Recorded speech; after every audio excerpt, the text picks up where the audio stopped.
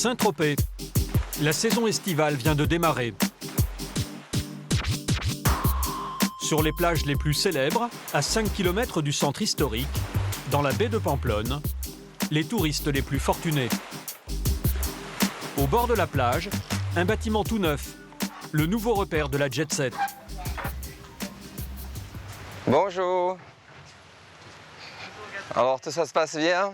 Nappe Vichy, bouquet de roses et couleurs pastel, on est bien loin de ce qui se fait ailleurs dans le village. Au Bardot, le directeur, Gaté, surfe sur la nostalgie des années 60. Elles sont belles les fleurs, la mise en place est parfaite. Sur le parking, les voitures luxueuses de businessmen étrangers et de jeunes touristes branchés. Super, c'est bien ce que vous avez fait, c'est magnifique. Ah, je pense que c'est un endroit qu'on travaille pour quand même pour l'année prochaine, ça sera encore mieux. Gaté est un roi des fêtes tropéziennes. Son concept, depuis l'ouverture il y a 2 mois, faire danser les gens ensemble entre le fromage et le dessert. Là, il est 4 heures, ils arrivent. C'est bon, oui. Et après, on va improviser. En réalité, rien n'est improvisé. Pour que les convives se lâchent, l'équipe a prévu quelques déguisements, des chapeaux et un micro tendu à cette cliente russe. Ah, vous avez mal mangé, je pense. Bonjour!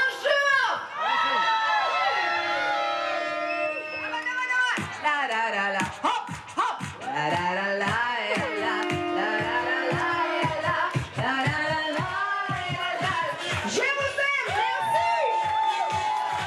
Ce concept convivial fonctionne. Et pour que la fête continue, Gaté va sacrifier 1 ou 2 bouteilles de champagne à une centaine d'euros pièce.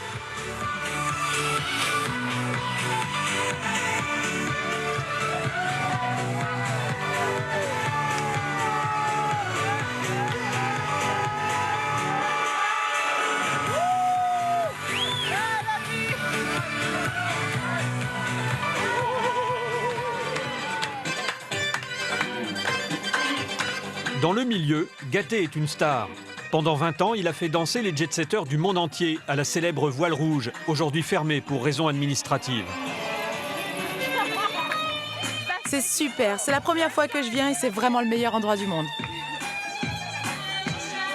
Clou du spectacle, une brochette de pin-up qui se déhanche au milieu des clients. Mais curieusement, cette animation, Gaté ne l'a pas payée. Il met l'ambiance à moindre frais et a simplement autorisé une marque de boisson à faire sa promo dans son établissement. On donne juste l'énergie, voilà. Et après, c'est chacun des personnes, ce qu'ils ont envie. Ils attendent ça. Pendant plus de 4 heures, les clients vont continuer à faire la fête. Un véritable show qui attise la curiosité des vacanciers sur la plage.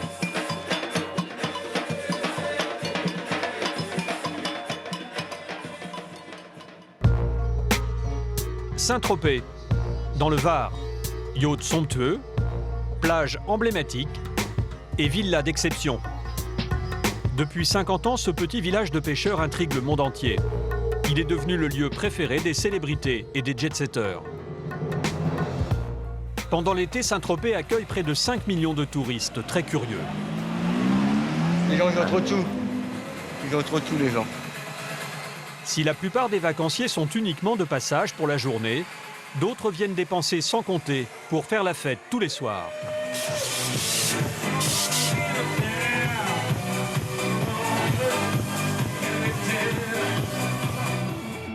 Mais pour les milliers de touristes, les vacances peuvent parfois tourner mal. En été, les urgences de l'hôpital de Saint-Tropez sont saturées. La personne là est arrivée derrière moi et il m'a mis plusieurs balles dans la tête. On s'attend quand même à une nuit assez chaude. Pascal et ses équipes du SMUR ont un rayon d'action très large. Ils interviennent dans toute la région. Top départ sur une intervention pour une douleur thoracique. Saint-Tropez est tellement prisé que les prix de l'immobilier ont explosé. Pour continuer à vendre toujours plus cher, les professionnels s'orientent vers de nouveaux marchés. Il y a une partie, je pense. Exactement.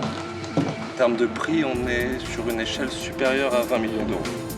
Avec de tels tarifs, la plupart des visiteurs passent leurs vacances dans des stations balnéaires voisines de Saint-Tropez.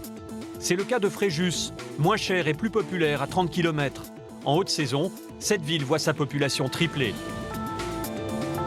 Face à des touristes qui se croient parfois tout permis, la police ne laisse rien passer. Monsieur, c'est la police nationale, la police municipale. Vous devez... Monsieur, je parle. Sur l'eau, sur le sable ou en ville, l'été, les forces de l'ordre ne relâchent jamais. Passer une soirée à Saint-Tropez ou plusieurs, il faut quand même avoir un peu de monnaie. Hein. Quand on n'a pas, tu fais les alentours. Sainte-Maxime, Saint-Raphaël, Fréjus. Bagarre, mais aussi trafic de stupéfiants. Les policiers luttent contre les dealers venus se remplir les poches grâce aux vacanciers. Là, il a une bonne barrette quand même. Enquête le temps d'un été, dans le village français le plus célèbre de la planète.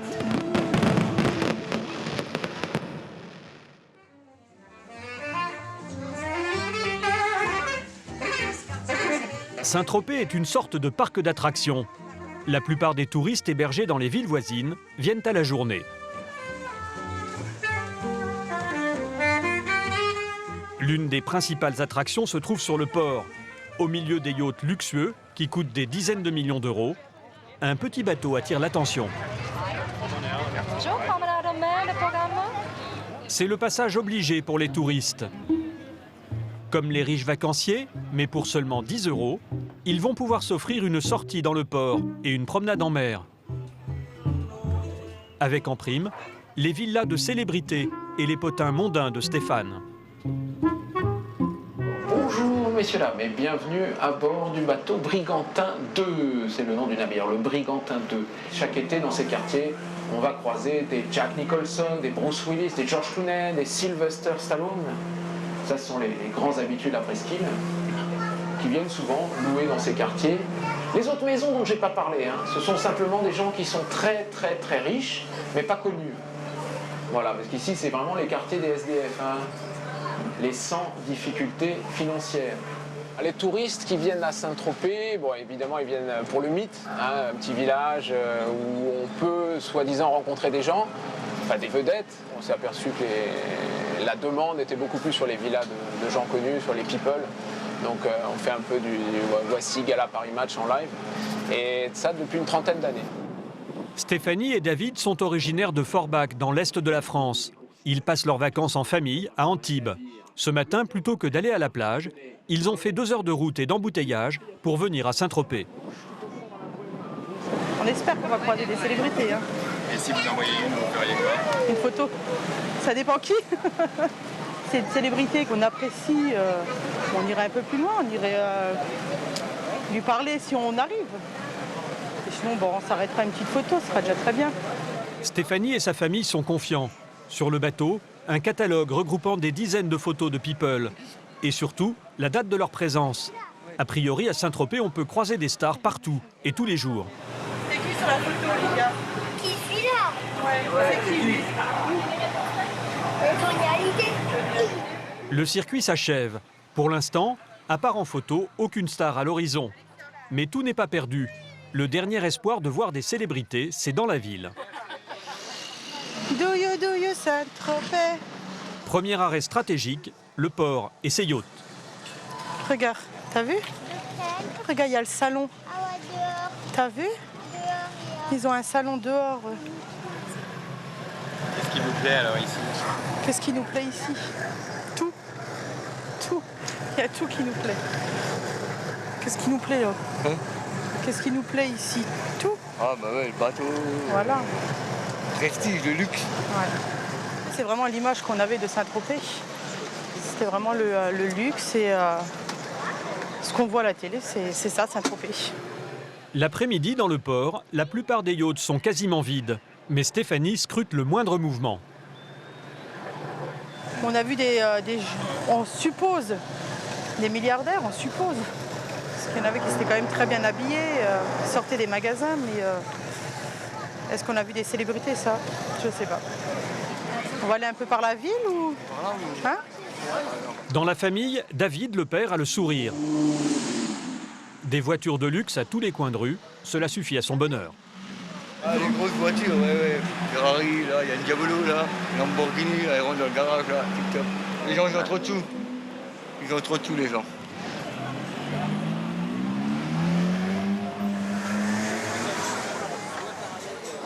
Julia, l'aînée, attendait plus pour sa première journée à Saint-Tropez. Elle aurait aimé croiser une de ses idoles. Georges Clooney. Hallyday, Rihanna. Et malheureusement. Ouais, malheureusement, on les a pas vus. Stéphanie et ses filles sont un peu déçues. Mais pour remonter le moral des troupes, la maman sait à coup sûr où trouver une célébrité. La plus connue de la ville et accessible en plus. On va aller près de la gendarmerie. Oui, là-bas, ouais. Refaire une photo avec les enfants. Ouais. Stéphanie et sa famille doivent déjà repartir. Direction, leur lieu de villégiature, à Antibes.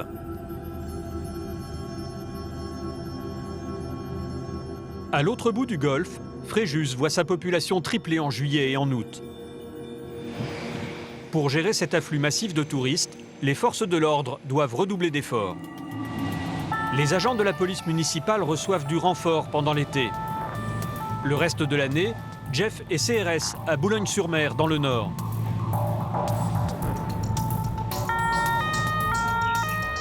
Il a pour mission de surveiller la baignade, contrôler la vitesse des bateaux et faire respecter la loi sur les plages. Voilà un exemple flagrant. Un VLM, donc un scooter des mers, qui navigue à plus de 5 nœuds dans la bande littorale des 300 mètres. Donc on va l'interpeller. Dépasser la vitesse de 5 nœuds à moins de 300 mètres des côtes, c'est une infraction.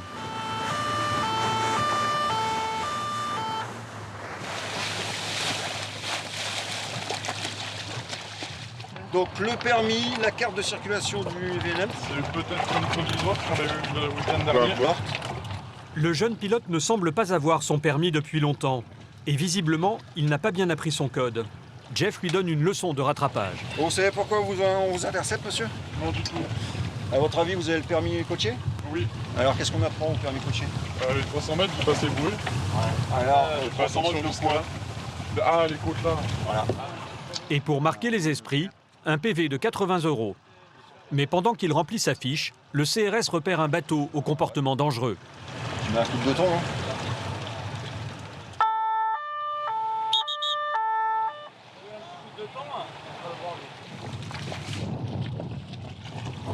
Monsieur, bonjour. Police municipale, c'est Raphaël. C'est écrit, d'accord. Ça veut dire, c'est déjà bien. Vous vous rapprochez, s'il vous plaît, vous mettez à couple. J'ai constaté que vous étiez sorti à plus de 5 nœuds. Et comment vous pouvez le constater? J'ai constaté, monsieur, parce que je vous... Cet homme est un professionnel qui doit livrer un hors-bord à des vacanciers. L'individu a commis un excès de vitesse important et il est très arrogant. Vous restez là, monsieur. Ah, je reste là, pas de souci. On va faire Un récalcitrant? Voilà, tout à fait. On s'occupe de vous dans 5 minutes, monsieur. J'ai pris en tout maintenant. Monsieur, c'est la police nationale, la police municipale. Alors, je vais vous expliquer alors, monsieur.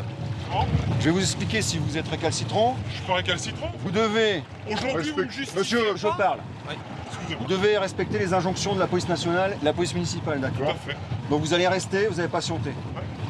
Que ça dure 1 heure ou 2. J'ai 4 heures pour vous entendre, monsieur, si je veux. Pas de problème. Bien.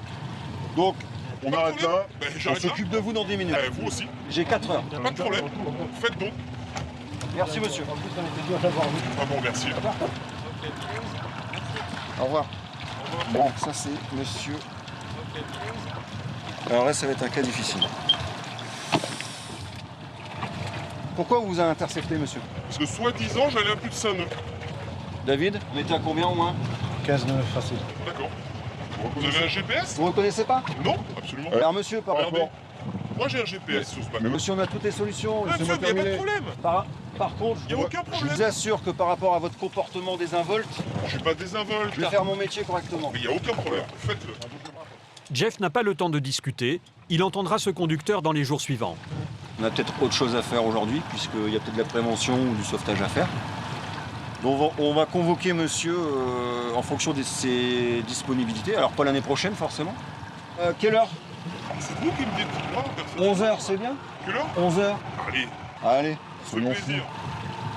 Vous exercez où, vous? Sur Porquerolles? Sur Liège? Sur Toulon? Sur la Londe? C'est le genre de client qui m'intéresse énormément, puisqu'il a tout faux, donc là il ne fait que s'enterrer. Sur Saint-Raphaël. La plage de la Madrague. Ça vous arrive souvent? Pas du tout. Voilà, et ben moi c'est pareil. Je dirais plus l'hiver en Ranger que l'été en maillot de bain. Mais là je pense qu'il a... il sait qu'il va prendre cher. L'homme risque 10 mois de retrait de son permis professionnel et jusqu'à 3 500 € d'amende. Les journées sont chargées pour le CRS. Quand il n'est pas en bateau, Jeff est sur la plage. Il surveille les baigneurs et guette tout comportement hors la loi. Dans sa ligne de mire, un groupe de jeunes attire son attention. Eh ben on va aller au cours d'une patrouille, on voit des canettes là sur les rochers. On va aller voir tout ça. Ici, la consommation d'alcool est interdite sur les plages. Cela peut provoquer des noyades et engendrer des comportements déplacés chez les vacanciers. Jeff ne plaisante pas avec ça. Alors déjà on a un motif, c'est la présence de canettes de bière. Bonjour messieurs. Je vais vous demander de couper la musique s'il vous plaît. Un petit rappel ici sur la plage du Veilla. Il y a un arrêté municipal qui interdit la boisson d'alcool. Donc je vais vous demander de remballer tout ce qui est canette dans le pack pour pas que ça soit à la vue du public. D'accord? Il en reste une les gars, je vais pas me répéter. Les parents sont à la recherche à gauche du poste. Il faut ranger. Jeune homme, la consommation est interdite. Alors vous me rangez ça, sinon je vous embarque au poste et je vous verbalise. Donc faites en sorte que ça se passe bien, je me répète.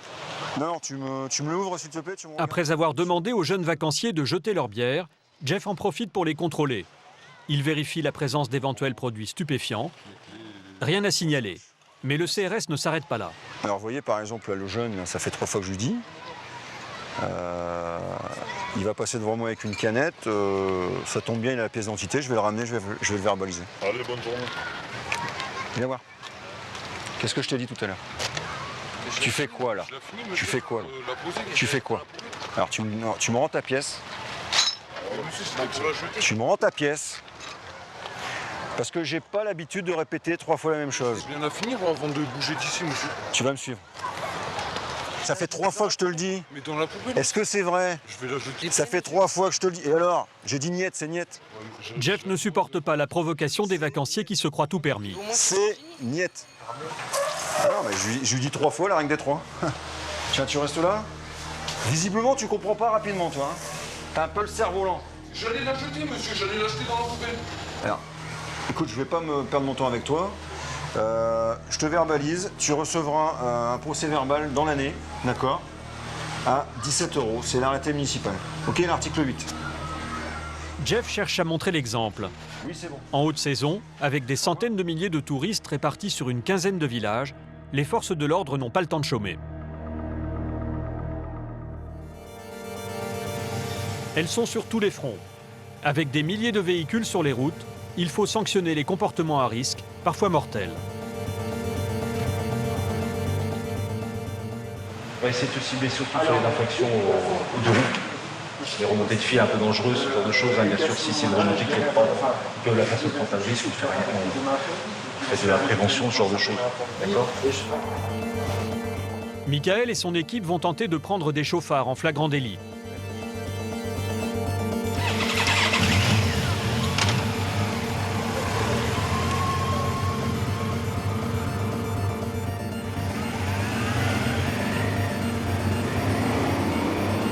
Première alerte, un accident qui vient de se produire en plein centre-ville.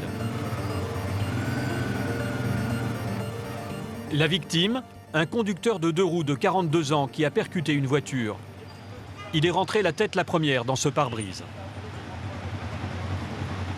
Les policiers vont interroger les commerçants pour en savoir plus.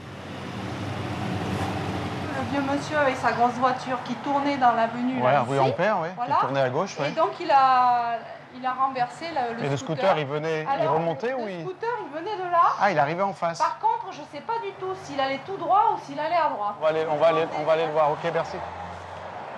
C'est bien ce qui s'est passé. Le scooter venait du centre-ville de Saint-Raphaël et le véhicule a coupé la route, hein, en fait. Donc, bon, le pauvre, il est pour rien. C'est la voiture qui n'a pas respecté la priorité. L'été dans le Golfe, les 2 roues sont fréquemment impliquées dans des collisions. Sur 10 accidents, vous en avez 4 voire 5, il y a un 2 roues qui est impliqué. Donc c'est vrai que malheureusement, c'est des accidents qui sont très courants dans la région. Après, au niveau des blessures, bon, elles sont toujours plus importantes que lorsque vous avez 2 véhicules, ils sont protégés par l'habitacle. Mais c'est vrai que ça peut aller des petites blessures, malheureusement jusqu'à la mort, voire un handicap également. Malgré le choc, la victime ne souffre pas au niveau de la tête, mais elle a le fémur fracturé. L'homme ne semble pas en tort, mais les secours effectuent quand même une prise de sang pour vérifier son taux d'alcoolémie. Attention pour lever, levez. C'est la procédure. Envoyez le brancard. Encore. Problème pour le conducteur du 2 roues, les résultats sont positifs. Donc en fait il a consommé de l'alcool, donc maintenant il faut qu'on détermine le taux. Comme il est transporté à l'hôpital, le seul moyen pour nous de déterminer le taux, ça va être le prélèvement sanguin. Mais c'est certain que dans le cas de l'accident, bon, peut-être que les réflexes n'ont pas été là, quoi. Donc ça change un petit peu les circonstances. Même s'il y a toujours un refus de priorité, la personne est quand même en conduite sous empire d'un état alcoolique. L'analyse sera formelle. Son taux d'alcool dans le sang est de 0,7 g par litre. Le conducteur du 2 roues devra s'acquitter d'une amende de 135 € et le vacancier en voiture, lui, ne sera pas poursuivi. En juillet et en août, 80 000 vacanciers se dirigent chaque jour vers Saint-Tropez. La circulation surchargée sur les grands axes engendre de nombreux accrochages. Une nouvelle collision s'est produite. Un touriste a renversé cette jeune femme à moto. Tiens, tu peux monter ça.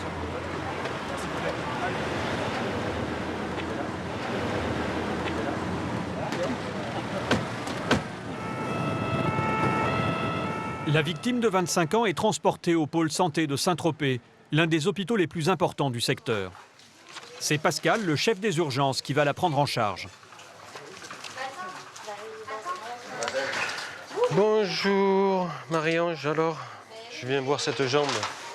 La douleur la plus intense, elle se situe où au niveau de votre jambe? Plutôt le genou, la jambe ou plutôt la cheville? C'est la cheville qui vous fait le plus mal, de ce côté-là je suppose. Hein.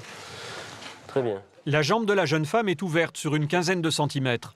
Il faut la recoudre rapidement et l'immobiliser. On va aller voir ces radios. Hein. Cet accident n'aurait sans doute pas eu lieu en basse saison. Les touristes ne sont pas assez vigilants. Ils préfèrent regarder la mer que regarder la route et au final, ça arrive quoi.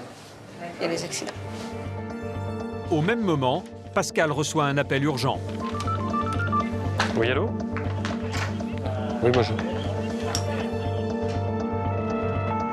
En plus de l'hôpital, Pascal fait partie de l'équipe du SMUR, les secours d'urgence. Direction le parking d'une plage à Ramatuelle. Oui, c'était pour nous top départ sur une intervention sur la commune de Saint-Tropez pour Ramatuelle pour une douleur thoracique.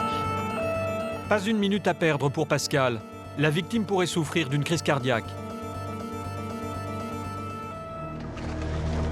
Le vacancier est déjà pris en charge par les pompiers et semble rétabli. Mais Pascal tente d'en savoir un peu plus. Bonjour. Bonjour. Monsieur, bonjour. Ici, là. Ça vous chatouille. D'accord, très bien. Ça vous est arrivé dans un contexte un peu particulier, c'est-à-dire vous étiez en train de manger. J'organise. Vous étiez en pleine chaleur. Ouais. Et là, vous avez bu 4 verres de rosé. 4 verres de rosé. Est-ce que ça diminue là? Rien d'alarmant pour l'instant, si ce n'est une consommation abusive d'alcool. Pascal peut rassurer le vacancier. Très bien. A priori, je ne pense pas que ce soit d'origine cardiaque. Hein? Il a un petit peu abusé sur la boisson alcoolisée, il a bu 4 verres de rosé. Hein?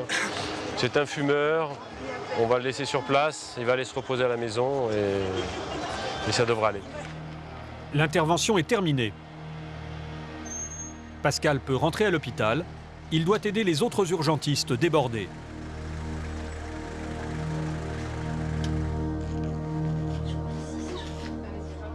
Ici, un adolescent qui s'est ouvert le pied sur une plage. Ça va, bonhomme? Ça va mieux? Oui? C'est bien, t'es courageux. Et ta mère, comment elle va? Ça va, petit, ça va. Ça, c'est la maman. Elle a fait un petit malaise. Bon, écoutez, moi, je pense qu'il n'y a plus grand-chose dans cette plaie. Hein. Il est 17 h. Plus d'une centaine de patients ont déjà été admis aux urgences. Pour l'instant, on en est à quand même 140 passages depuis ce matin. À 3 médecins, enfin 2 médecins, puisque le médecin SMUR a été occupé toute la journée, n'est-ce pas? Donc il y a encore un peu d'attente, mais on arrive à s'en sortir.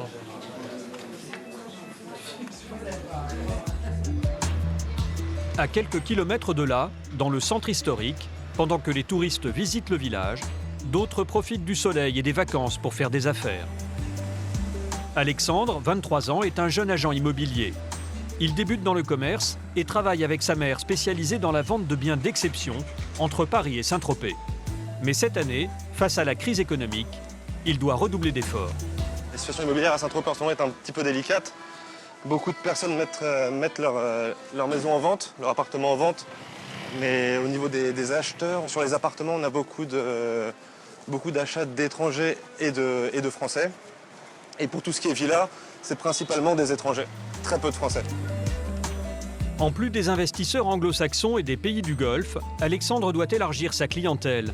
Il cherche à s'associer avec Neila, une consoeur russe au carnet d'adresses très fourni. Pour la convaincre de partager ses clients, il va lui faire visiter quelques-uns des biens qu'il a en vente. Première étape, cet appartement de 127 mètres carrés en plein cœur du village. Voilà. Son prix, 2 600 000 €. Donc là on arrive, là c'est la pièce principale on va dire de la maison. Salon, salle à manger avec la cuisine entièrement équipée. Une cave à vin ici sur votre droite pour conserver le vin.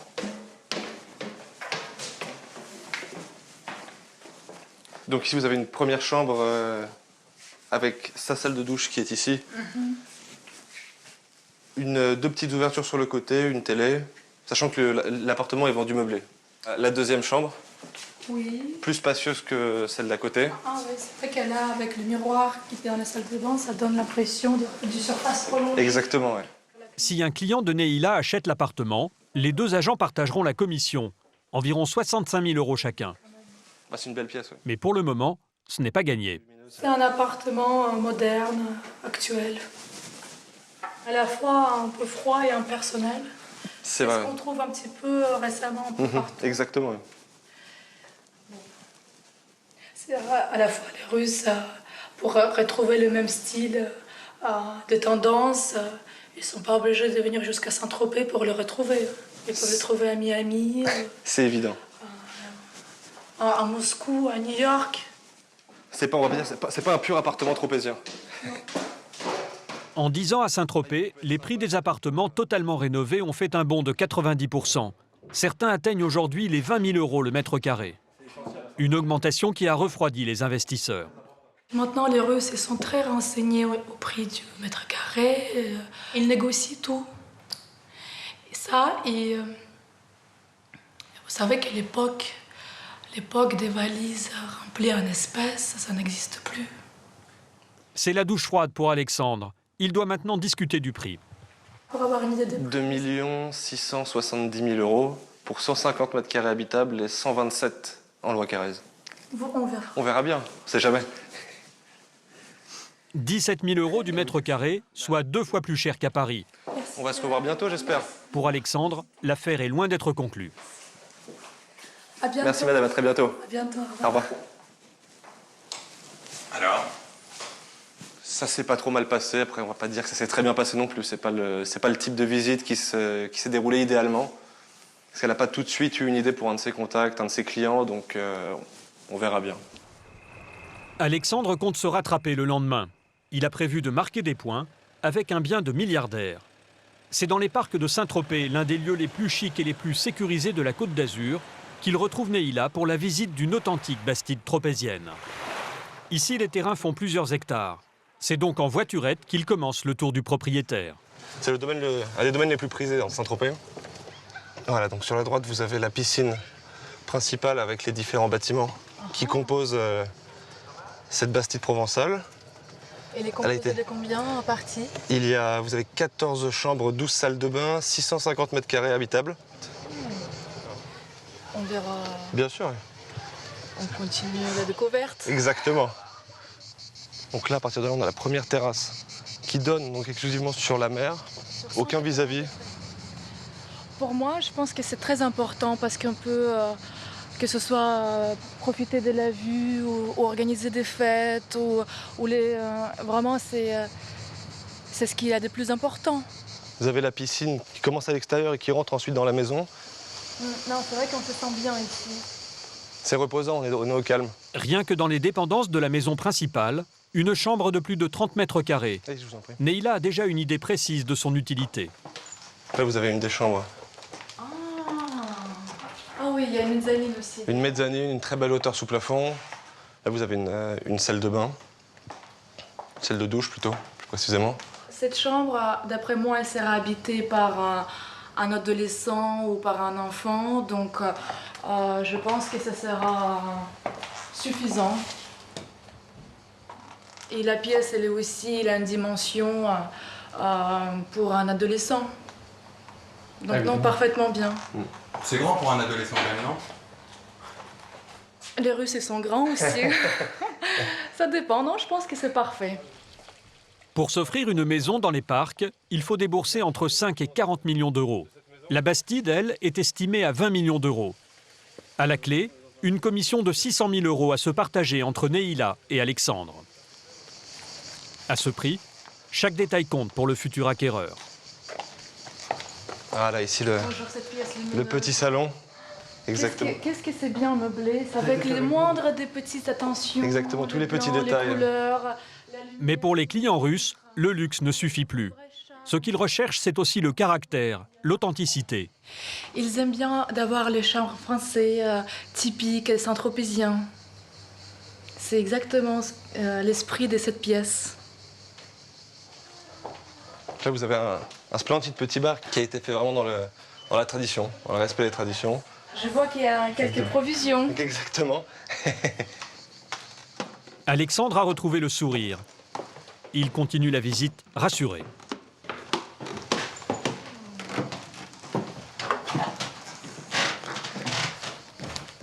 Voilà, ça c'est la chambre des maîtres de la maison, on va dire.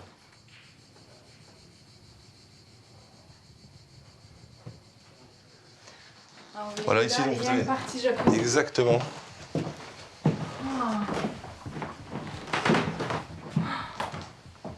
Avec la baie Petite vitrée, ouverture, ouais, petite ouverture sur le même ciel. la nuit, on peut prendre C'est le ça. bain. On prend le jacuzzi la nuit en regardant les étoiles, c'est sympa. Je suis très contente de cette, Ça vous plaît de cette trouvaille. C'est une vraie trouvaille pour moi. Neila paraît conquise, mais les exigences de certains acheteurs peuvent à tout moment remettre en cause la vente. Si c'est ce qu'ils recherchent, ça va forcément leur plaire. Ensuite, là où ça devient difficile, c'est que pour une histoire de piscine, pour une taille de piscine, pour une dimension, pour le jardin, pour la forme du jardin, ce sont juste ces détails-là qui peuvent faire que l'opération peut capoter. Heureusement pour Alexandre, les propriétaires actuels n'ont pas fait les choses à moitié. Là, vous avez également un petit jacuzzi, couvert par une petite véranda. Ah, d'accord, donc c'est vraiment une terrasse appropriée. Exactement. Pour le jacuzzi. Exactement. Et le soir, je vous assure que c'est fabuleux. Ouais. Il y a d'autres clients qui vont vouloir peut-être reconstruire cette partie et faire peut-être encore une autre terrasse ou mettre un hamac ou pour prendre un thé ou un café. Donc après, c'est les clients qui décident. Comme pour les piscines, on a déjà 2 piscines, une en haut, une plus basse. Ils vont peut-être pas tout conserver, ils ont peut-être pas besoin de tout en double, mais c'est forcément un plus. À la base, c'est forcément un plus. Et pour finir en beauté, pour 20 millions d'euros, les futurs acquéreurs ont aussi droit à un accès privé à la mer. Un luxe, en particulier à Saint-Tropez. Là, c'est le ponton privatif avec donc ce premier bateau, son petit Zodiac. Et la première bouée blanche que vous voyez avec un bateau appartient également au propriétaire. Ça, c'est vraiment un point supplémentaire qui est très bien parce que souvent mes clients russes, s'ils arrivent en croisière... Pour un bateau, exactement, ils peuvent arriver par la mer sans aucun souci. Avant ça, ils ont l'accès directement à la terrasse. Exactement. Où des grandes fêtes les attendent. Exactement. La visite de la Bastide se termine. Neila est convaincue. Elle décide d'appeler tout de suite un de ses clients. Dites-moi, Alexandre, oui. je pense que je peux avoir quelqu'un qui pourrait être intéressé. Donc, je vais lui demander. Passez un coup de téléphone. Ça vous dérange pas? Aucun souci, allez, je vous en prie. Bonjour, j'ai une très très bonne nouvelle pour vous. Je crois que j'ai trouvé la maison de vos rêves. Voilà. D'accord. Donc les clients seront prêts à venir à la fin du mois prochain. Ok, avec plaisir. il hâte de voir ce magnifique domaine. Très bien. Malgré la crise immobilière, grâce à ses capitaux étrangers, Alexandre pourrait conclure sa première vente de la saison estivale.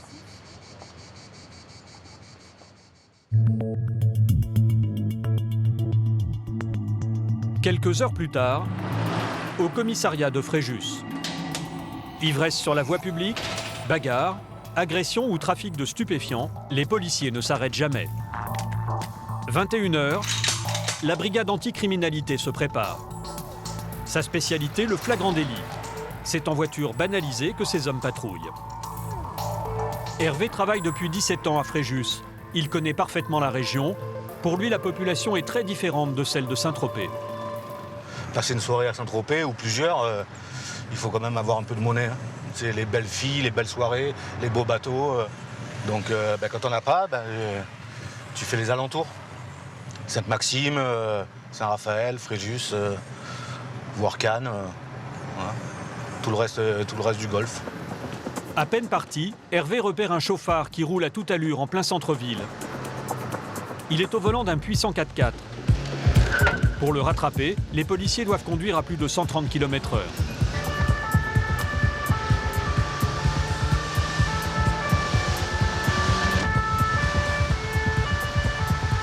C'est un mec qui roule très très vite. Mais bon, il nous a pas vus pour l'instant et on a du mal à le rattraper. On n'a pas d'immatriculation, on n'a rien. Le suspect se dirige vers Saint-Tropez.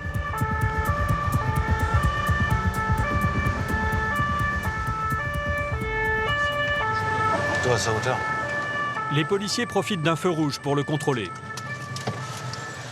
Vous garez sur le côté ?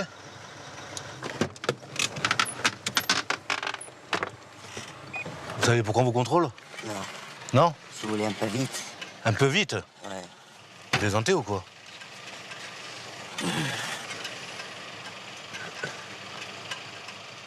C'est limité à 50, monsieur, sur tout le bord de mer, là. Ouais.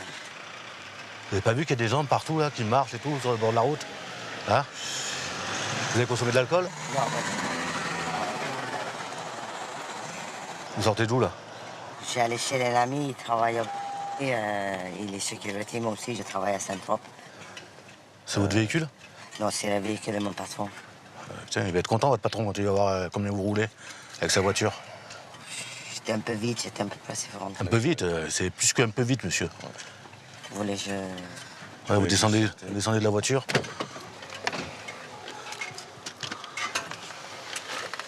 Vous avez rien de particulier sur vous ? Non. Rien de dangereux ? Non. Vous avez vu qu'il y avait du monde sur la route ou pas ? Oui, j'ai vu quelques gens, mais j'ai pas d'excuses. Hein, mais de toute façon, vous n'avez pas d'excuses, n'essayez pas d'en trouver, parce que ça va me mettre en colère. Par contre, voilà, vu que vous habitez ici, voilà, la prochaine fois que je vous contrôle à une vitesse pareille, je vous fais la totale. Ok. Ouais, c'est normal. C'est bien compris ? Oui. Ok ? Oui. Vous rentrez à 50 à l'heure, monsieur. Curieusement, Hervé laisse repartir le conducteur après un simple avertissement. Sa mission principale, ce n'est pas la sécurité routière. Vous laissez repartir, là ? Ouais. Mais il a un permis anglais, il n'a pas consommé d'alcool, il sent pas l'alcool de toute façon. Il a la vitesse et puis c'est sûr qu'on pourrait faire venir un véhicule éventuellement pour le verbaliser. Mais bon, c'est sur une vitesse excessive. Et puis je pense qu'il y a d'autres choses à faire encore ce soir. La BAC a pour objectif de chasser les agresseurs de vacanciers et les trafiquants de drogue. Il y a des bandes qui descendent, ils dorment sur la plage, ils vivent au jour le jour, souvent de stupéfiants d'ailleurs. Et puis quand ils repartent les poches pleines. Hein. Aux abords de ce parking du centre-ville, Hervé reconnaît un individu qu'il a déjà appréhendé pour trafic de drogue.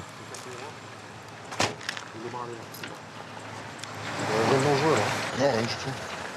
C'est sûr ? Une fouille qui va s'avérer productive. Le gars, ça rage pas. Ben là, il a une bonne barrette quand même. Donc on l'avait fait, je vous dis, il y a quelques mois, et puis pour stup. Et là, quand on l'a vu, là, ici, c'était un petit contrôle, parce qu'on sait qu'il est coutumier du fait, et puis voilà, il avait caché à l'intérieur de son short. Hervé ne sait pas encore si la résine de cannabis qu'il vient de trouver est destinée à la revente ou à sa consommation personnelle. J'ai un doute, vu que c'était déjà pour du deal. Là, on ne peut pas le prouver. Donc, on va dire que c'est pour sa consommation. À moins qu'il attende quelqu'un pour la vendre. La situation va vite s'éclaircir. Un individu passe son chemin à la vue des policiers. À cette heure tardive, sa présence sur ce parking désert est suspecte. Bonsoir, monsieur. C'est la police. Ouais. C'est la police. Vous cherchez votre ami? Ma grand-mère? Non. Monsieur, faut arrêter de nous prendre pour des cons, D'accord? Votre grand-mère, elle est là, monsieur. Voilà. Pourquoi tu cherches la grand-mère alors qu'il est là, ton pote? Je veux dire qu'il t'attendait. Roberto Valagna, là. Vous avez rien de dangereux sur vous, monsieur? Et moi. Prenez-vous. Pas de soucis. Pas de soucis? Pas d'objet dangereux? Son discours est surréaliste. Les policiers ne sont pas dupes. Cet homme est sans doute un client. Mais sans preuve, il le laisse rentrer chez lui. En revanche, le dealer, lui, est conduit au commissariat. Hervé va vérifier son fichier police. C'est la procédure. Je vais voir si je trouve le petit à son nom ou pas. Escroquerie, revente et usage de stupéfiants, voilà l'étalage, usage de stupéfiants. Bon, c'est un petit palmarès par rapport à ce qu'on peut voir. Il y a 4 faits, 5 faits. Ouais. C'est pas... On est habitué à beaucoup plus, malheureusement. Malgré de nombreux faits de délinquance pour un jeune homme de 18 ans, le policier le laisse partir. Il sera convoqué le lendemain pour un rappel à la loi. Retour aux urgences. Il est 22 h. La journée a été déjà bien chargée pour les médecins, mais le soir tout s'accélère. Dans ce box, un jeune homme qui s'est ouvert le pied sur des débris de verre pendant une fête sur la plage. On fait comme ça? À côté, une jeune femme prétend qu'on lui a mis de la drogue dans son verre. Non mais c'est pas normal. C'est pas normal, je suis bien d'accord avec vous, madame.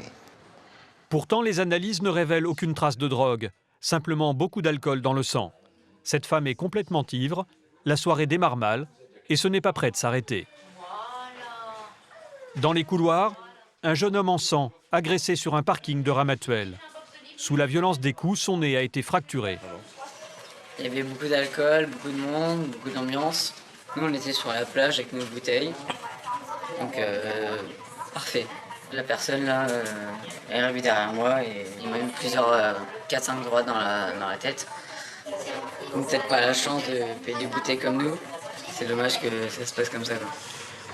Et ce n'est pas fini. Un autre homme arrive aux urgences, le visage tuméfié. Les nuits tropéziennes, il y a pratiquement sur juillet-août, toutes les nuits, une manifestation différente. Ça rassemble beaucoup de personnes et qui boivent beaucoup de bière et puis qui souvent soit tombent, soit se font agresser. Des journées noires pour Pascal, mais le médecin cherche toujours à dédramatiser la situation. Mais là, vous avez la figure personnalisée. Ouais. Vous allez retourner à la fête? Boire une petite bière? Oui, ça peut se faire, je dirais. Ça peut se faire, hein? Oui. Vous n'êtes pas tout seul ce soir? Non, Vous avez quelqu'un qui vous surveille? Oui. Allez, vous pouvez rentrer chez vous. Une agression survenue au volant de sa voiture. Ce vacancier belge est encore sous le choc. Ils roulaient avec la fenêtre ouverte et tout d'un coup, il y a un gars qui arrive en tatoué et sans rien me dire, plaf, il m'a un coup de poing sur mon œil. Moi, je portais d'autres lunettes, je suis coupé là. Mais... Pascal, lui, n'est pas prêt de rentrer chez lui. Aujourd'hui, plus de 180 patients ont déjà été admis aux urgences. 11h30, bon, on n'a pas mangé à midi, on n'a pas encore mangé ce soir, mais enfin bon, c'est 2 mois de l'année, difficiles, qu'on a du mal à accepter avec l'âge, parce qu'on est une équipe vieillissante, mais bon, on assure quand même. Et le plus difficile, c'est sur ces 184 passages, c'est de ne pas passer à côté de la véritable urgence. À Fréjus, la nuit aussi a été agitée. Pendant la période estivale, cette ville, la plus importante des environs, voit son taux de délinquance augmenter de 20%. Entre les vacanciers et les habitants de certains quartiers, le cocktail est parfois explosif. il y a 2 individus munis de barres de fer. Donc d'études fines et de suite blanc capuche. On arrive sur le casino de Saint-Raphaël. Enali fait partie de l'équipe de nuit de police secours. Elle vient d'être appelée sur une violente bagarre à la sortie d'une discothèque. Les bagarres, c'est très rare, on fait plus les CEA. Les conduites, les individus ils sont alcoolisés au volant.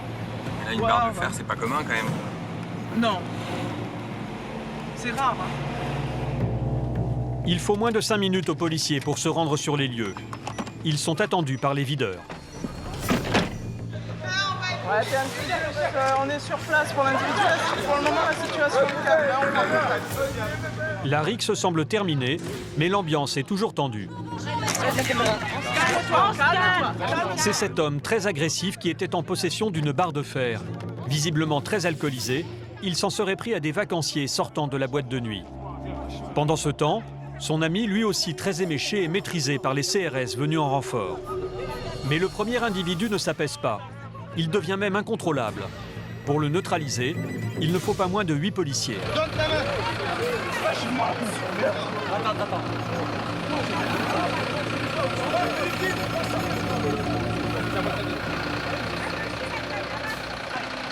Pour rapprocher le camion, on va le charger dans le camion. L'individu est embarqué. Enali, elle, n'est pas étonnée par ces événements. Ce sont des personnes qui ont fait la soirée dans une boîte de nuit. Ils étaient complètement ivres, donc il y a quelqu'un qui avait une barre de fer, l'autre copain a voulu l'en empêcher.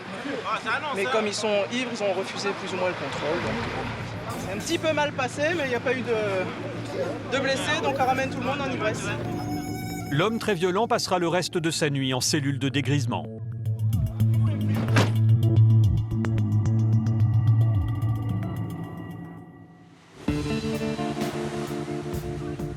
Chaque été à Saint-Tropez, une vingtaine de paparazzi débarquent dans la station balnéaire. Tous espèrent faire la photo qui fera la une des magazines. Et ce sera peut-être pour cet après-midi. Leur QG, ce club dans la baie de Pamplonne, à 500 mètres du restaurant de Gaté. C'est ici que les célébrités arrivent en bateau. Ce yacht vient de jeter l'ancre. Les photographes sont à l'affût. Peut-être une star. L'homme en bleu, c'est le prince Al-Walid, un milliardaire saoudien. Mais ce n'est pas ce que cherchent les paparazzis. Cette année, les clichés se font rares. Nous avons voulu savoir pourquoi. Mais les paparazzis n'aiment pas se dévoiler. C'est donc en caméra dissimulée que nous interrogeons l'un d'entre eux. Alors, vous réussissez à voir des gens? C'est mince. C'est en train de tomber, c'est en train de s'écrouler. Les people, c'est Asbin. Ça s'explique comment alors? Les people, ils viennent parce qu'on les invite. Par exemple, c'était symptomatique l'année dernière, Stéphane, elle est venue. Elle a fait le tour des plages. Il y avait encore la voile rouge. Elle a fait la voile rouge, elle est venue ici, elle est allée au palmier, etc. Et en fait, elle cherchait un cachet. Elle voulait être payée pour faire son show sur une plage et compagnie. Personne ne lui a donné quelque chose. Personne. On va dire que 90% des stars françaises et des américaines, elles ne vont pas venir se faire chier à venir ici, alors qu'elles peuvent rester chez elles à Malibu, ou à Los Angeles ou à Miami, et en gros avoir la plage, le soleil et la fête. Si elles viennent ici, c'est qu'elles sont payées pour. La majorité des gens qui viennent, c'est pour gagner de l'argent. Il n'y a plus d'argent. Quand tu vois que sur le port, il y a des nanas le vendredi soir qui donnent des bracelets pour rencontrer les Pierrot, moi ça fait 6 ans que je viens là, j'ai jamais vu ça. La discothèque dont parle le paparazzi n'est pas un cas isolé. Cette année, avec la crise, les clubs tropéziens ont des difficultés à faire le plein. Un peu plus loin sur la plage, l'équipe d'une boîte de nuit emblématique du village est en mission dans le restaurant de Gaté. J'ai appelé Gaté, bonjour, c'est le Papagayo. J'ai appelé Gaté. Alexandra, on a vu Gaté. Aude et son équipe viennent démarcher les clients de Gaté pour remplir la discothèque à l'occasion de la venue ce soir d'un célèbre DJ.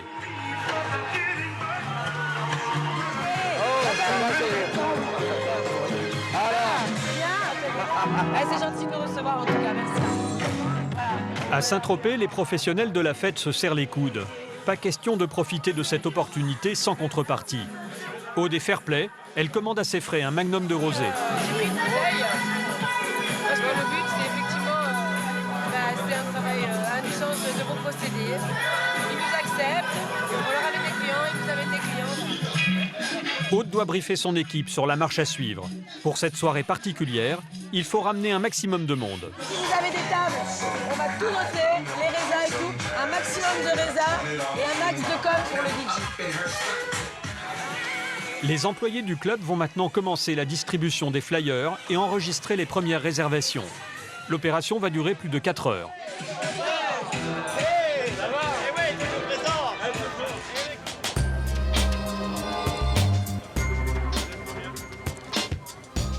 Une heure du matin sur le port de Saint-Tropez.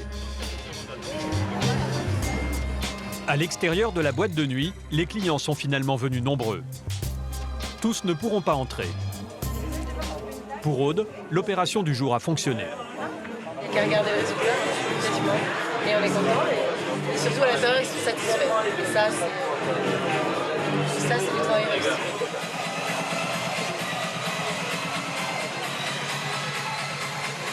Dans le club, danseuse de cabaret.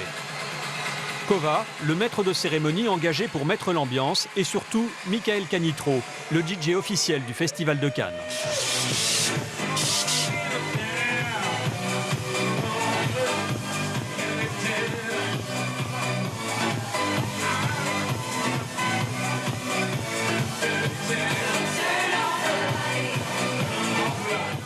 Pour fidéliser ses clients, Aude prend le temps de dire un mot à chacun. Ici, tout le monde doit se sentir privilégié. Allez, je compte sur vous. Ouais, c'est ça, il y a du monde. Ah, super. Ce soir, le club privé a réussi à faire le plein. La jeunesse dorée se déchaîne sur la piste. Quant aux habitués les plus fortunés, ils prennent place dans le carré royal qui surplombe le club. À 500 € la bouteille de vodka et jusqu'à 1000 celle de champagne, les clients cherchent avant tout à se faire remarquer.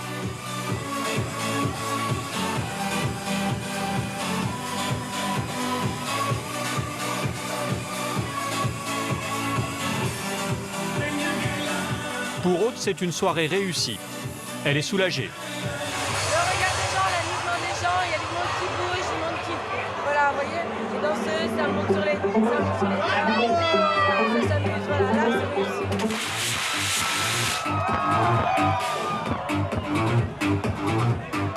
Ce concept appelé Crazy Club a été imaginé par Franklin, le fils du créateur de la discothèque, connu dans le monde entier. Il en a repris la direction il y a 2 ans. Nous, on travaille vraiment pour garder une mentalité, un état d'esprit festif. Saint-Tropez a quand même une baisse depuis quelques années. Donc on est obligé chaque année de réinventer la tendance. Depuis maintenant 50 ans, Saint-Tropez cultive son image de marque internationale. Mais pour faire face à la concurrence d'Ibiza, des îles grecques ou plus récemment de Cannes, le village devra redoubler d'imagination en vue des prochaines saisons.